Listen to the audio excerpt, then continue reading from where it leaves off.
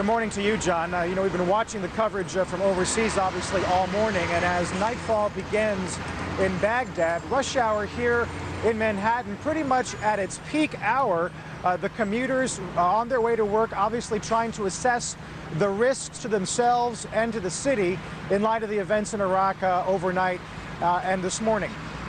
Right now, we're expecting a press conference to begin any moment with the governors from the tri-state area talking about security for the region. Of course, New York City has its own security plan in place. It's called Operation Atlas. That's been actually in place since Monday.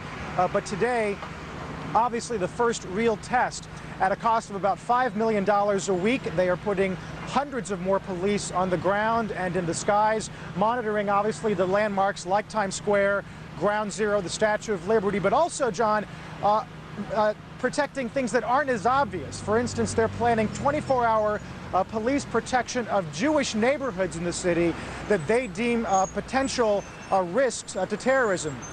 Also, being very aggressive at towing illegally parked cars that are outside embassies and foreign consulates, and also a number of police that are not in uniform, so even the presence that's visible here in Times Square perhaps multiplied by the fact that there are other police who are not in street clothes.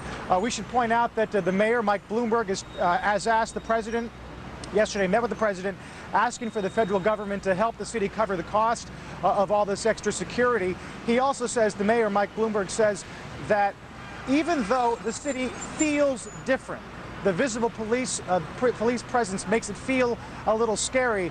The mayor, John, saying that, in fact, for many New Yorkers, it should feel exactly the opposite. John?